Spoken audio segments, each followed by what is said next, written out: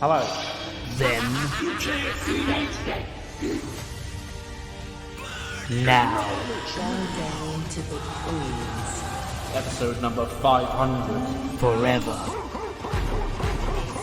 Looks like hell froze over. Without any more further ado, Together. let's jump straight into the show.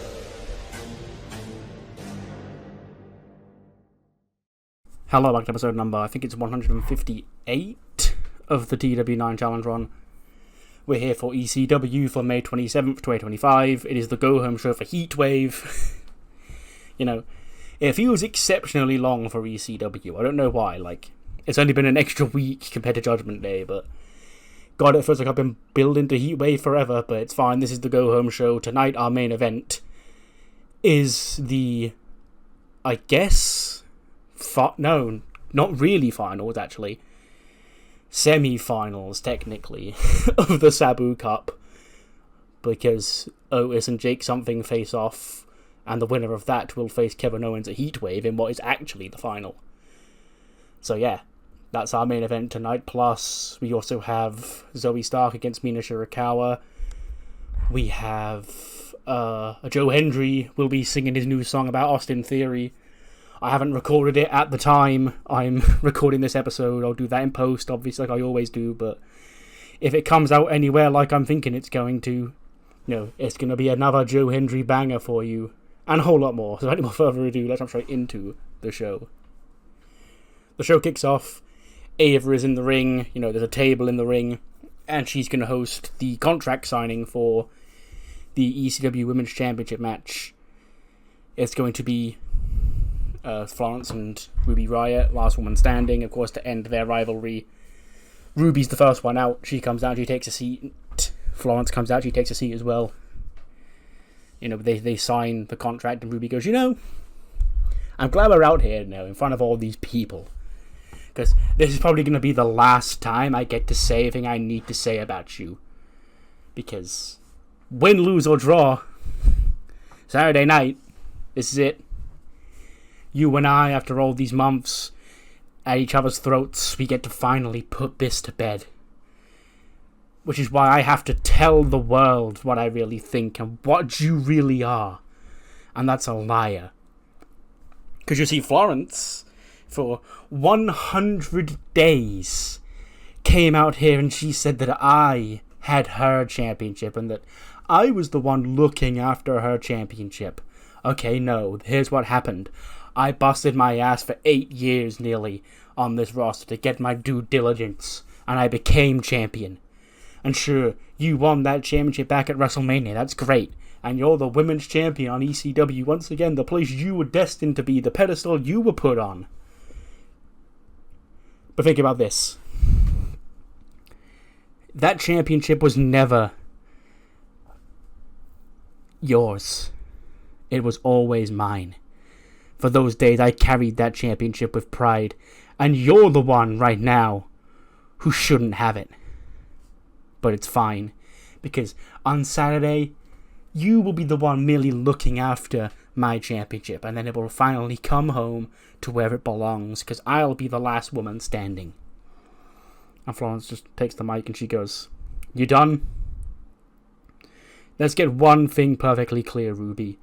Yes, I'm going to come out here. I may not like you, but I'm going to come out here and say my truth is that you did work your ass off to get this championship.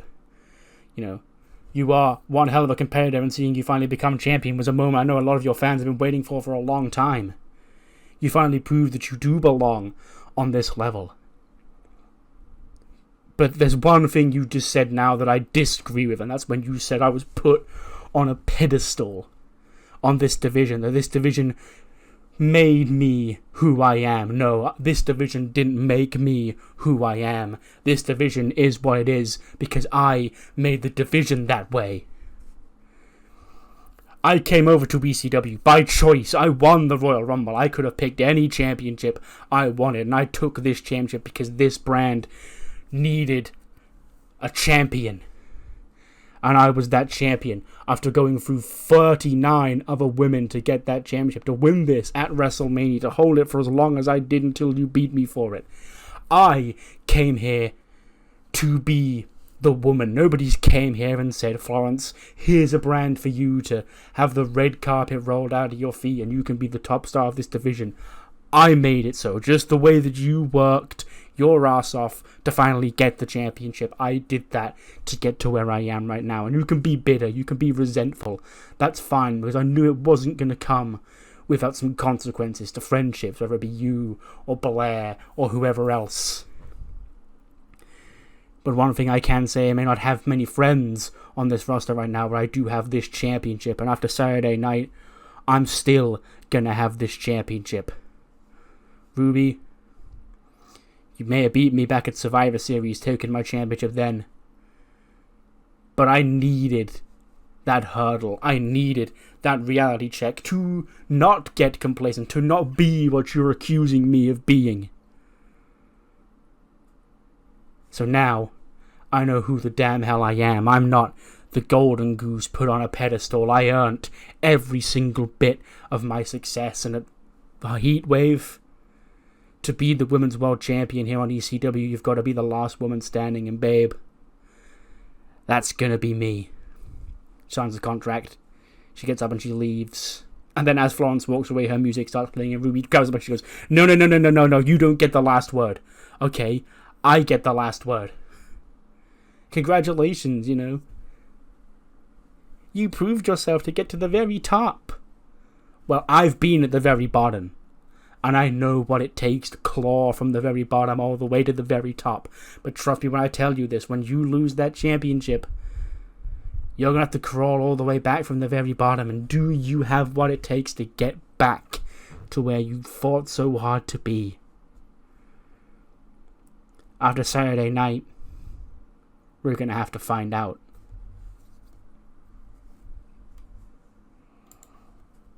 We then cut to Gorilla. Lola Vice is in there with Mina Shirakawa because Mina has her match with Zoe Stark coming up next. And, you know, they sort of bump fists, they shake hands, they dance. You know, they do what Mina and Lola would do when they're together. One shaking her boobs, one shaking her ass.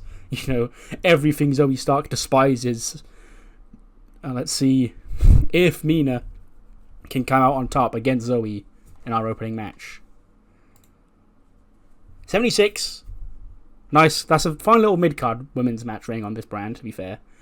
And Zoe does pick up the win, but it's because Ivy Nile helps her out. Ivy Nile gets involved. She stops Mina from, you know, doing whatever Mina will do, and allows Zoe Stark to hit the Z360 and pin Mina to score the win. 65 for Zoe, 80 for Mina. But yeah, Ivy Nile comes to the aid of Zoe Stark. And I want to specify that when, you know, she helps her, she doesn't, like, celebrate with Zoe or whatever. She has left, like, by the time Zoe gets, like, starts celebrating, and she goes to, like, find Ivy, and Ivy's already, like, gone to the back. So it was less so, I guess, helping Zoe, and more so just being sick of Mina. Then I get a video. Another White 7 video package. Bo Dallas again sat in his room. And he goes, Jacob, I've said all I need to say to you. Saturday night, you're going to find out what happens when true found family is put up against blood. But I'm not here to talk to Jacob tonight. I'm here to talk to you. You know who you are. I can see the potential oozing out of you, the desire oozing out of you to be who you want to be. For Jacob, his family ended up being a hindrance to him. And for you, my friend, it's going to be exactly the same way. Because you came here looking to break out. But your ties, they bind strong. your loyalty to a fault. Saturday night, we'll see you. But will we see the real you? Or will we see the you that your friend, your family wants you to be? Because every single star in the sky at one point was but a flame. And I hate to see another one fail to burden and blossom. Whereas you can be the proto-star that I know you are. All you have to do is to let go of the past. Let go of your family that doesn't want the best for you. And do things your way. By yourself.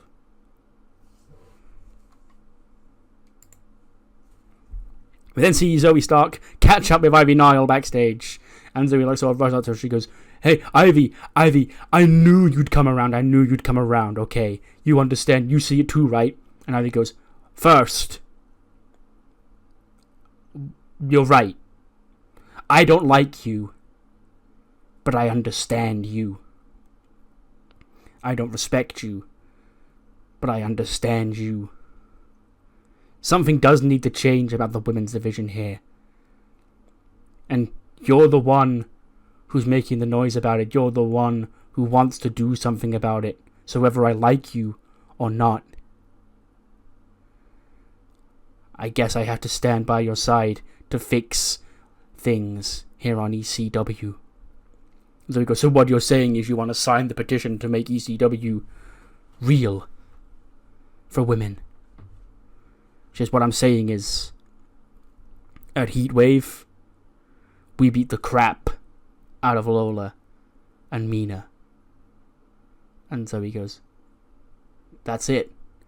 That's all I needed. Now you're speaking my language. Finally, a woman with class, a woman with respect, a self-respecting woman with potential to break through as a badass on this division. See her up there." She goes to bump fists, and Ivy just sort of shakes her head and walks off. And she goes, "Remember, I don't like you. I just have to work with you." She walks away. So he goes, "Cool, that's fine. As long as I've got somebody by my side, that's all I need. The more the merrier. Tell your friends to sign the signature, Zoe Stark, to make ECW badass for women once again." 78. Pistolero had a shocker here. What was that? He's normally scoring 90s. Why did he get a 78? Angel Garza had social media issues as well, apparently. Sure. He was trying to get himself a storyline because he knows he's never on TV, I guess. But Pistolero does pick up the win with the Revolution Fly in 13:24. Yeah, this is a really disappointing match. I thought a lot better for this. Pistolero had a 74. Don't know what the matter with him is here tonight, but yeah, I can't say too much because it's a little bit of a spoiler, but I now also have other things I need Pistolero free for because certain people have become available, and yeah. But Pistolero with a win here tonight on ECW.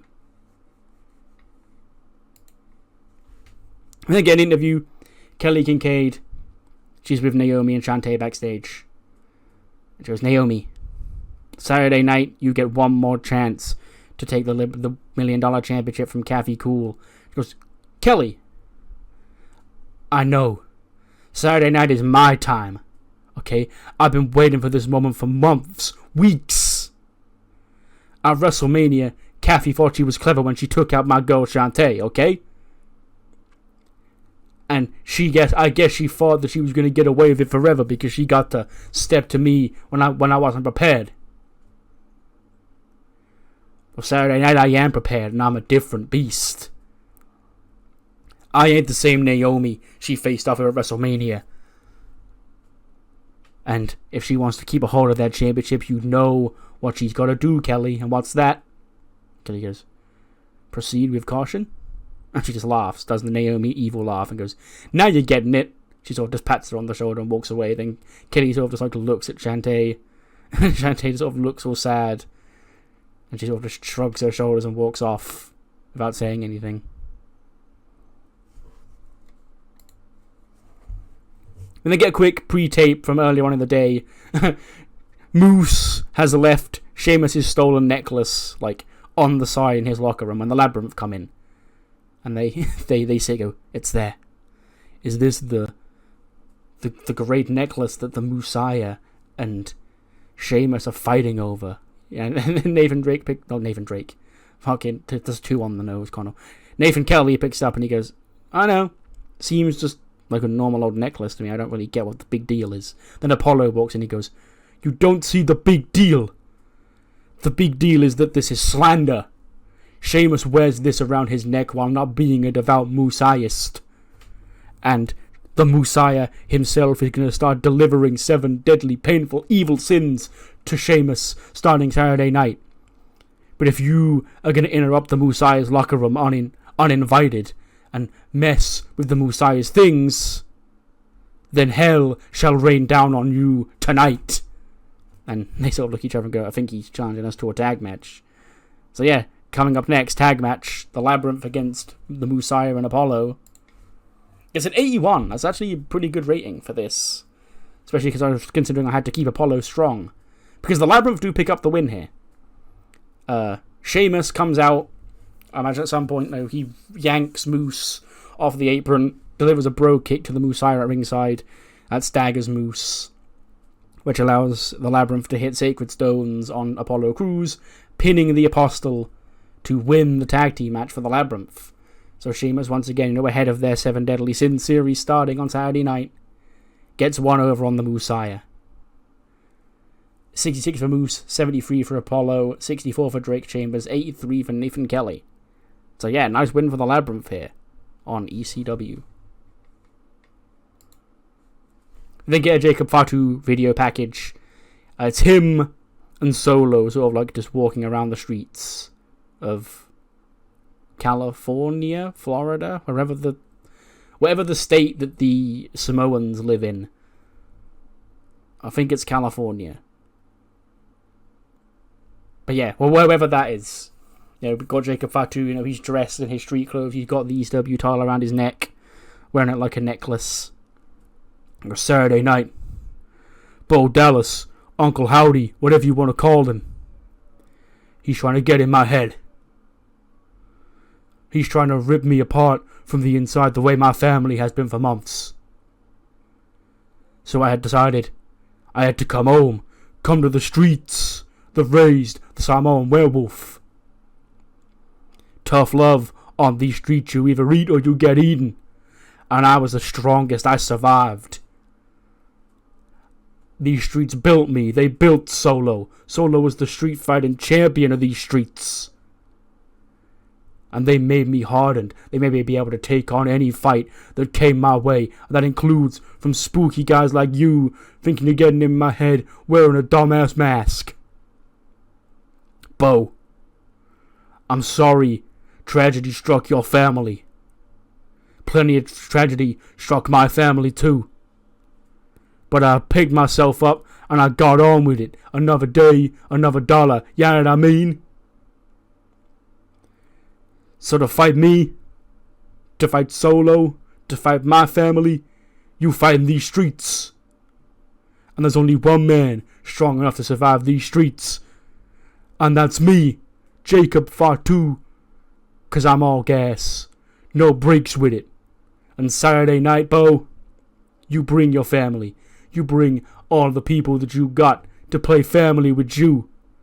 'Cause I know the spirit of my family, my streets, will be by my side. And they're going to tell me to whoop your ass and keep a hold of this championship. Yada da me. We then cut to the ring. Joe Hendry's in the ring, guitar, microphone, all of that in the ring. He goes, ladies and gentlemen, over the past month or so, a rapscallion by the name of Austin Theory has been making my life hell. Which is quite a funny coincidence that it's Austin Theory of all people doing this, because I have a theory. I have a theory about Austin Theory. I spent all night working on it. An ode to a theory.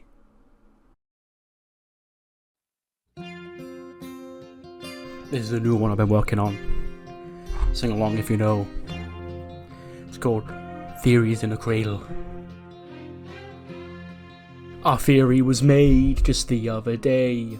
He made his debut in the usual way. Got a shiny new case, history to be made. But then he threw it all away. And then Russo signed him back to take him far. He'd say, I'm gonna be a star, Dad. You know I'm gonna be a star. Austin Theory's in the cradle with a silver spoon. Little boy's career a big lead balloon. When you're coming home, Dad, I don't know when you'll reach your potential then. You'll finally be the champion then.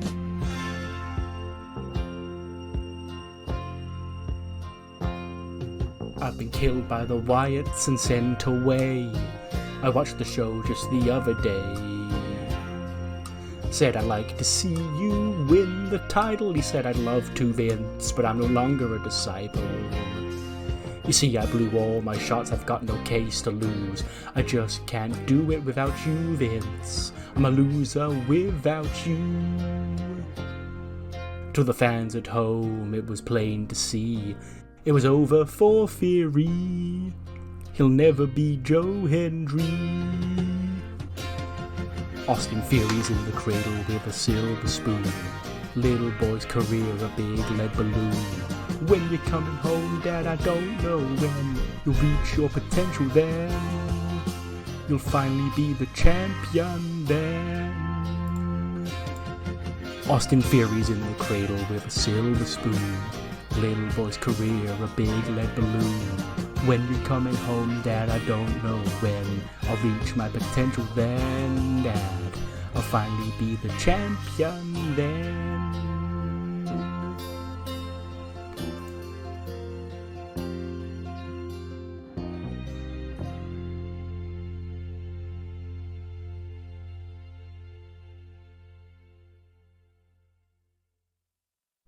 Crowd starts chanting Joe Hendry.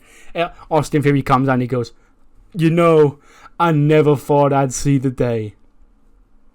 I never thought I'd see the day that one of these stupid ass songs was written about me, written about your boy. But I guess I'm just in your head too much, Joe. Guess you can't let it go. Okay? Am I gonna have to deliver another ass whooping to you? Is that what it's gonna take? Because it's fine. Because I know I won't be a Theory. The theory that I'm gonna beat your ass at Heatwave when you and I go one-on-one. You can put your little guitar down, you can put your microphone down, you can step in this ring, put your boots up, put your trunks on, and do battle with me. And Joe Hendry sort of just shrugs his shoulders and smiles, and he goes, well, I thought you'd never ask, Austin. You know, at this point, I was starting to think we were never going to have a fair fight. Because the way you keep ducking me and jumping me from behind. But if it's a fight you want, me and all the other Joe Hendry fans around the world have a theory. And that's the theory that Austin Theory at Heatwave gets exposed as nothing more than fantasy. So yeah, Joe Hendry, Austin Theory, that's the final match for the main card of Heatwave. The Lola and Mina tag match I announced earlier on will obviously be the kickoff match. So yeah, that's the 8th final main show card announced for Heatwave, is Hendry and Theory. Then see Otis, you know, he's backstage He's doing weights. Shane Reynolds is there gassing him up. He goes, come on, Big Doja, you got it, Final. Chance to finally become a champion once again here in WWE. Think about all that success you can have. Think about everything coming your way if you can become the hardcore champion. Think about all these people that are cheering you on, Doze. He goes, oh yeah, oh yeah, oh yeah. And Kelly Kincaid walks in. She goes, boys, what's all the noise back here? And he goes, we are hard at work, Kelly. Otis has been shocking the world so far in this tournament. Ever since I came to ECW and I guided this man to success, both in and out of the ring, we've seen a new side of the Dozer. And then Kelly goes, Shane, haven't you left Otis like every week so far to go and, chase after women in the locker room? And he goes, either way, Kelly, when Otis wins the Hardcore Championship, you're invited to the after party. All your friends invited to the after party too, and we can celebrate Otis as the new Hardcore Champion. And then he slams the weights down the background. He goes, oh yeah, rips his shirt. And then Shane just laughs and goes, I think he's ready. 75 rated match. Tatum Paxley beats Hoshi Fujita, another NXT Japan woman. I'm using a lot of these NXT Japan girls because they're obviously really good and also surprisingly over because it airs on the network. So, they're good ratings and they've got decent-ish popularity, so I know the matches would normally be decent. And yeah, Tatum Paxley gets a win. She's been losing pretty much all year. Has she finally snapped that losing bug here tonight with a win? She pins Hoshi Fujita with a Paxplex in 10 seconds. I should probably change that to Cemetery Drive. 69 for Tatum Paxley, 56 for Hoshi Fujita. So a nice little win for Tatum. She faces Rhea on Saturday night. We then cut from that, we go backstage, after ads or whatever, and we see Tatum. She goes, yes, I finally did it. I finally got a win. Finally proved my worth. And Rhea, this is the woman that you discarded. This is the woman that you thought was useless.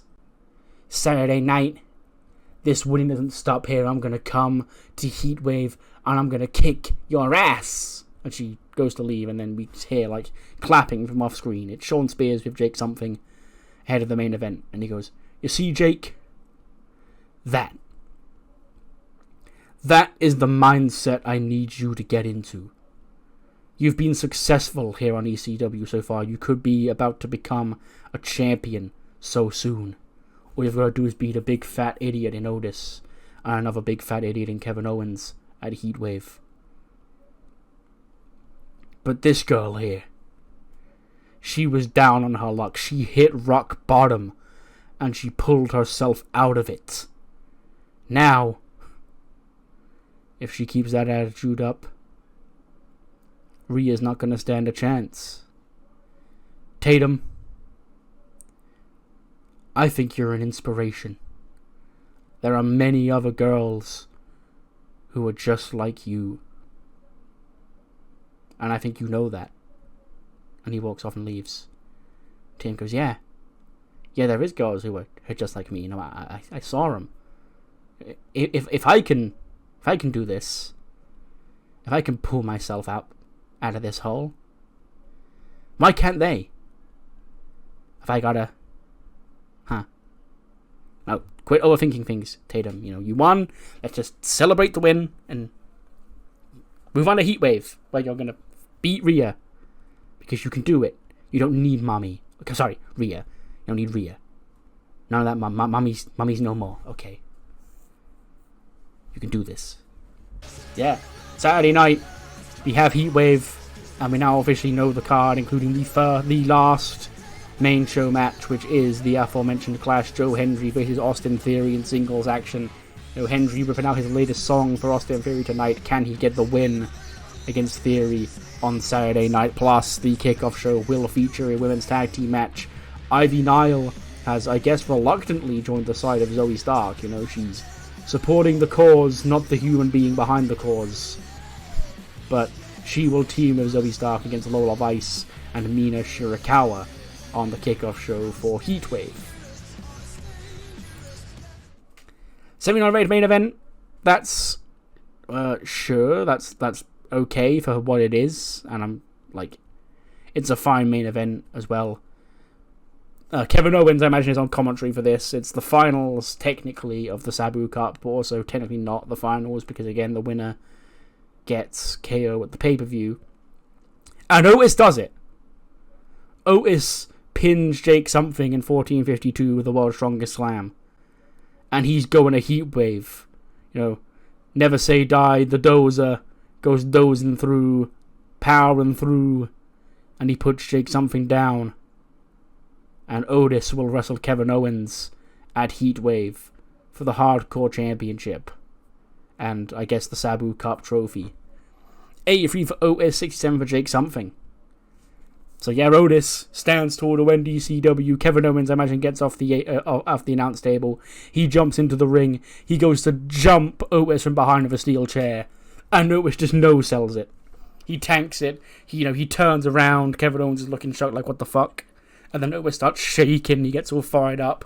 And he goes, I'm coming. And he goes to chase after Kevin Owens. Owens scurries out of the ring. He leaves the television championship on the floor in the ring, as he does. And Otis sort of looks at the TV belt on the floor. He goes to pick it up, but then he wags his finger like, no. And he steps on the TV title. And Kevin Owens goes, what the hell are you doing, huh? That's not yours. Get your big dirty feet off my championship, huh? I'm going to keep that. That'll be one of my 2 championships I'll have after Saturday night. And then, Kevin Owens tries to get back in the ring. Otis, keeps, getting in his way. So he eventually does have to back out through the crowd. His people low-key laughing at him tonight as he backs away through the crowd at Otis. But yeah, Otis stands tall, stepping on the television championship, making it very clear that's not the one he wants. He wants that Hardcore Championship. Can he get it? We've only got 4 days to find out. 79, sure. ECW just need to get past this go home show, because I think I gave myself a little bit too long a build for this pay-per-view, and I was just sort of waiting for this pay-per-view to wrap up so I could start new feuds. But yeah, for a little go home show, it's fine. What matters was what you thought of the show. Do let me know in the comments below, and I'll see you next time for SmackDown with the Fallout from Judgment Day. See you then.